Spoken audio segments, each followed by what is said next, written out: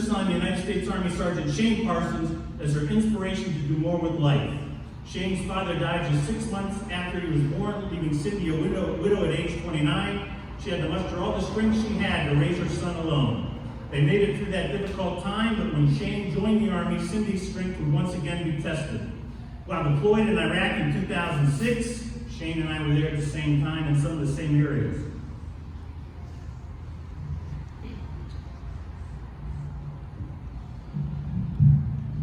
While deployed in Iraq in 2006, Shane's convoy was hit with an improvised explosive device. He suffered catastrophic injuries that included multiple cardiac arrests, a severe traumatic brain injury, his left leg being severed, and the amputation of his right leg. His mother, Cindy, left her job as a registered nurse and flew across the world to be with her son while he underwent 15 surgeries and battled multiple infections. For the next decade, Cindy served as Shane's primary caregiver and learned firsthand the challenges faced by the family members of injured veterans. Her passion for helping others led to her to become a strong advocate for the family support members of the Wounded Warriors. In 2009, she helped Wounded Warrior Project lobby Congress for the passage of the Caregiver and Veteran Omnibus Health Service Act of 2010, a bill providing assistance and support for caregivers of injured servicemen and women returning from war. With Cindy's help, Shane's progress was slow and steady, but wildly successful.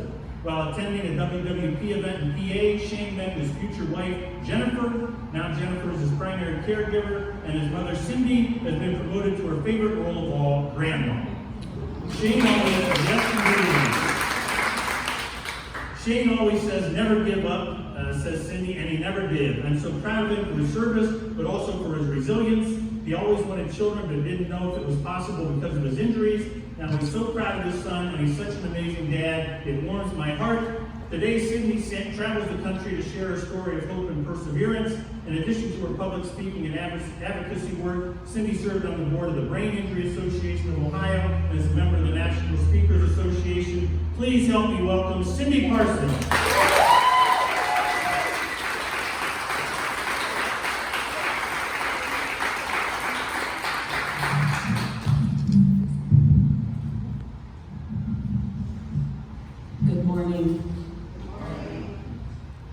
Dawn, before I begin, you are amazing.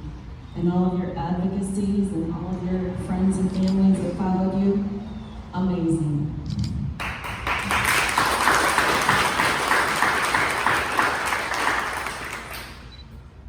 The ultimate sacrifice, the ultimate test of a person is when you've been tested beyond your limits mentally and physically.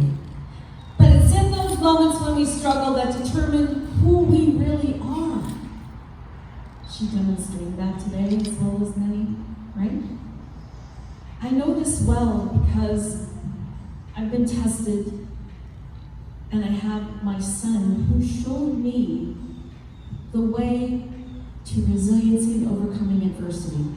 Maybe it was a time that I was in high school and I had 1 month to graduate, and my father was severely burned, 75% of his body, while he tried to light a pilot light in our basement. It was the propane, it's odorless, tasteless, and it exploded. I vowed when I walked in to see my dad severely burned that I would become a nurse someday and never treat my patients the way I saw my father treated. He succumbed to death 5 days after being severely burned, which rocked my world as an 18-year-old. Then I met the love of my life, my husband, Rick. We got married. We were married 7 years, but no children. We wanted children desperately, but it didn't happen. You see, my husband had cancer. We found out he had a brain tumor the size of a grapefruit in his brain. No symptoms, no signs, until one day. They did an MRI and found this tumor. And I asked God, I don't even have this child because the prognosis was not good. 1 month before he started chemotherapy, I found out I was pregnant. We had a little boy, and he named him Shane. And before my husband passed away, I promised to him that I would be the best mother I could be. and do whatever I could so that my son would be productive in this world and do good, no matter what it was. Shane was quite a handful, let me tell you. Very active. Didn't listen to mom all the time, especially as a teenager. It was rough. It wasn't easy. How many moms do we have that have teenagers here today? Oh my goodness. It was rough. And then 9/11 occurred. I remember I was in a lecture. I was a late bloomer for a nursing student. So I remember they stopped our lecture. They made us all leave the campus. I get home, and there's my son waiting for me. He sent him home from school. And we're watching TV, and we're watching the Twin Towers fall. But what really got us is we watched those first responders running towards that devastation, knowing very well what could happen. That left an impact on both of us that day, but it made a deep scar in Shane. Because he said, how dare they come onto our soil and attack innocent people and take lives. I can't stand here and do nothing, Mom. I have to do something. I'm going to join the service and follow in your father's footsteps, who served during Korea, and my grandpa Parsons, who served during World War II. But I said, wait a minute, you got to finish school first, dude. I'm not signing you up. You're too young. I thought he would change his mind, but he didn't. He left for boot camp 1 month out of graduation to Fort Benning, Georgia. Do we have any veterans here? Army? Fort Benning, Georgia. 1 month out of high school. At that time, we were fully engulfed in Operation Iraqi Freedom. I remember watching the TV and watching on the bottom of the TV how many wounded, how many killed. I was terrified. I poured myself into work. By then I graduated and went on to work at several medical facilities in med-surg and in ER. And as he gave me the word that they were sending him to Ramadi, Iraq in 2005 in December, I was terrified. But I had to pull it together because I was very proud of him for standing up and doing something. And also sacrifice his young life to do whatever he could to protect our freedom. September 30th, 2006, I'm forwarding ahead. He only had like less than 2 months and he would have been home from his first tour. I get a phone call on a Saturday morning, September 30th. Yes, this past Thursday was his 15th alive day. Can I bother someone for a tissue because I am not prepared? I need a tissue, please. When the phone rang, I had just pulled a 12-hour shift. Thank you, dear. I had just pulled a 12-hour shift in ER in a local community hospital where I live. And when I got home, it was early in the morning and the phone rang. And I thought, okay, that's Shane. He's calling me, telling me, I'm okay, here I am. Because, I would get those phone calls. Only this time it wasn't Shane. It was a stranger telling me that my son had been critically wounded and I had to stand by the phone and wait to hear further instructions. I thought it was a dream. I thought it wasn't real. When they finally gave the second and third call, I dropped to my knees because they told me Shane had lost his left leg and it severed his right leg and they had to amputate it to save his life. He was 21 years old. 21. And I remember sitting on that floor, what are we going to do now? Because as a nurse, I knew the ramifications. I knew how difficult this would be. But as a mom, you do whatever you have to. Whatever you have to protect your babies, right? I stood back up. I cleared myself off, brushed myself off, and okay, now we begin the fight. And I yelled in my kitchen, Shane, don't you die. You fight because Mom's coming. And talk about a mama bear, right? So they send me to Launchville, Germany. I get off that plane. I get into the room, and I prepared myself. Of course, they debrief you. They want you to know what's happening and what to prepare for.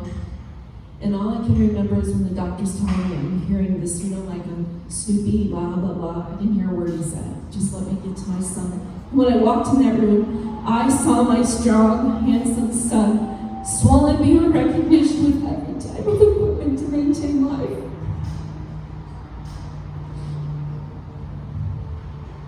But I didn't cry, because I know he could hear me. And I yelled as loud as I could, Shane, don't you die, because I know you can do this, you fight. And I like to tell everybody, he finally listened to his mom. He heard me. And boy, did he fight. He was so unstable, because you see that day, he volunteered on his day off to prevent the enemy from attacking their troops. He volunteered to do this mission when they were waiting. An EFP, explosive form penetrator, was detonated as he drove the lead Humvee in the mission. When it blew a coffee can-sized hole on the driver's side, it severed that left leg, it severed the right, and the gunner seated at the right of him lost his left leg and had facial and arm damage as well. You see, what he sustained is a signature war, a wound of Iraq and Afghanistan, which is called invisible wound of war, a severe anoxic traumatic brain injury, severe above knee bilateral amputee, post-traumatic stress disorder, invisible wound of war, and severe depression, invisible wound of war. When they brought him back to stateside, they put me on the C-130 seated next to him because it was so severe. We didn't know if he'd make the flight home. And when he arrived at Walter Reed Army Medical Center, he fought, continued to fight infections, 15 surgeries to his limbs because they took more tissue, more bone, because of the soil in Iraq is so contaminated with 𝗙𝗏𝗏𝗏. It just kept going shorter and shorter. He's very short. But the hardest part was not the limbs. Is when he woke up, he didn't know who I was. Would he ever know who I was? I don't know. And then I thought, well, maybe it's for the best, that he wouldn't remember what happened to him. But no. In time, the swelling in the brain went down, and one day he said, Mom, where in the heck have you been? I said, I've been here every day. And I said, that's day number 1 of rehabilitation. And while we were in Walter Reed Army Medical Center, we had some visitors. And it was Wounded Warrior Project, and they donned a shirt like this, with the fireman carrying, one soldier carrying the other. We had no idea the significance of that day. When they walked up to Shane and they said, Shane, we're here for you and your mom, and if there's anything you need, you let us know. And they gave him a backpack full of comfort items and some clothing and things. I had no idea that the mission is to honor and empower wounded warriors with a vision to foster the most successful generation of service members in the history of any war. And since 2003, they've tirelessly helped our wounded warriors return from military life to the civilian world, including their families. There's so much more to the story. But I'm just going to tell you a few more items because I know we have other speakers here today that have important things to say. Shane fought for his life.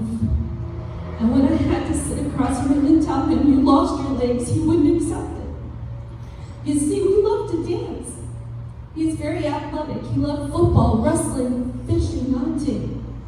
He wouldn't accept it. And then one day I found him crying and I said, Shane, tell me what's wrong. He said, I should have died. I said, no, you're here for a reason. And you will figure that out. Not me, you will figure that out. When he finally came home, it was difficult. I was worried about suicide. I personally, both of us, while he was at one of the medical facilities, military medical facilities, it was a weekly event. It was horrifying. And I was scared. I mean, we live in a small town west of here, a little town of Astoria. And of course, there's not a lot of wounded warriors there to support him. Yes, family, friends, good community. But he got pretty depressed and got scared, and that's when Wounded Warrior Project kicked in. We have several programs and services that help our warriors, but the most severely wounded, we have a program called the Independence Program, and I have to tell you real quick about this. It helps those that are severely wounded that require a caregiver that takes care of them 24/7. And the goal is to bring people in that they find to help them transition into the community. Well, guess what Shane wanted to do? They let him choose. He wanted to coach football. He said, I was good at football, I want to coach the youth. So they brought the right people in. It was a young man named 𝗙𝗂𝗏𝗏 from Tiffin University who happened to be a track coach who also played football in his day in high school. CJ worked with him 4 days a week, for several hours a day. Now, my son lost the ability to read and write. He has short-term, long-term memory losses, cognitive deficits for life. That will never change. But CJ worked around that. And he had to be CPR certified to work with students in Ohio, youth. And the curriculum, he had to complete an online computer class and pass it, which he did everything very well with CJ's help. He ended up coaching junior high and high school football in Fall Story. He coached his alma mater in defensive assistant coaching. But the most important part is he felt he got his self-confidence back. Because he felt that nobody would respect him anymore with no legs, not being able to drive. He learned through this community and outreach and going out and helping the youth that he can move forward. And then he went on to do more. Soldier Ride. I know she just competed in the Soldier Ride. Where was this at? In Chicago. Now, most all of us, 2 legs, 2 arms. Shane only uses his arms. He went on to hunt and fish. He even talked me on jumping out of a perfectly good plane. Can you imagine? I thought I was going to die, but we did it. He has gone on to do many programs and services.